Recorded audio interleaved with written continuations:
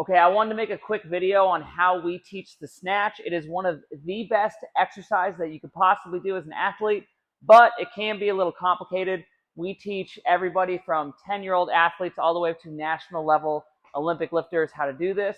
And you can probably get somebody to look pretty good doing it within about 10 to 15 minutes, at least to the point where they're proficient in the lift and they can get something out of doing the exercise.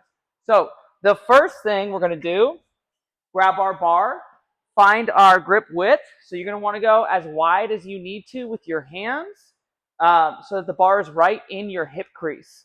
So if I was going to raise my leg, the bar is not really going to move, and that's a good grip width. Take a look at where your hands are, and then remember that.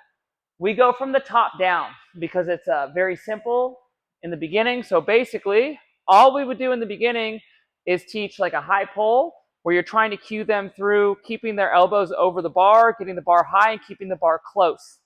So we would just do 5 of these high pulls right here.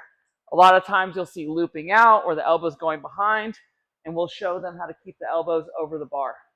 After that, we would do a muscle snatch, where they're bringing it up high and then turning it over quickly. And this part is very important. At the top, you want to slightly lean forward and bring your head through so the bar doesn't rest over your head like this, but instead it rests over the upper back with a torso that's slightly inclined. That's much more stable. You'll feel your shoulder blades kind of pinch together. That's a stable, good overhead position for the snatch. After that, what we'll do is a tall snatch. So we're trying to teach them how to kind of pull themselves under the bar, which is probably the hardest part of the snatch. So as the bar is coming up, we're going to cue them to kind of pull it up and then try to get under it and catch it. And again, we're bringing that head and chest forward slightly, pulling it up, and then catching it.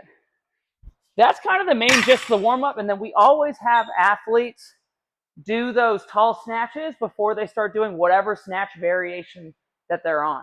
So then from there, we teach the power position snatch, and we'll do the power position snatch for probably the first month of training at least.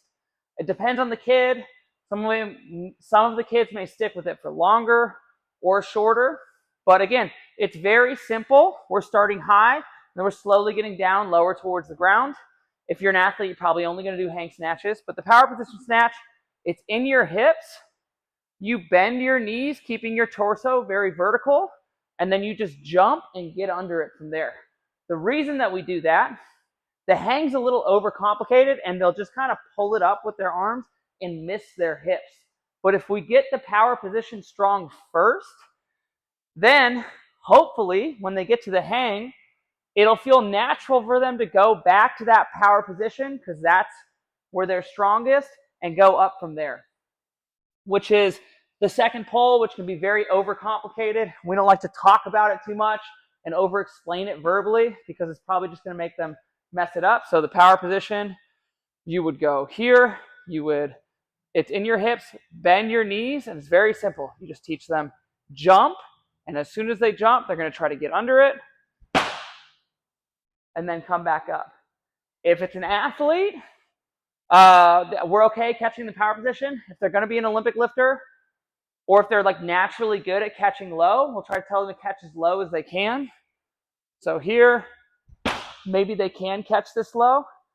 And then the first snatch exercise that we usually start with kids is going to be 3 power position snatches and then 1 overhead squat. So that was 2. I'll show you my third. Maybe they catch it high. And then we would reset, lean forward a little bit, punch up to the ceiling, bars over the upper back, and you can control yourself down into the squat as deep as you can, and then come back up. And it's very important that you do that one slow. But that's how we teach the snatch.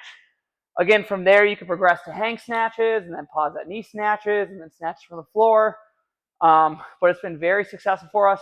And at the very least, it gets a kid proficient at the movement so they can get something out of training it within probably 10 to 15 minutes most of the time.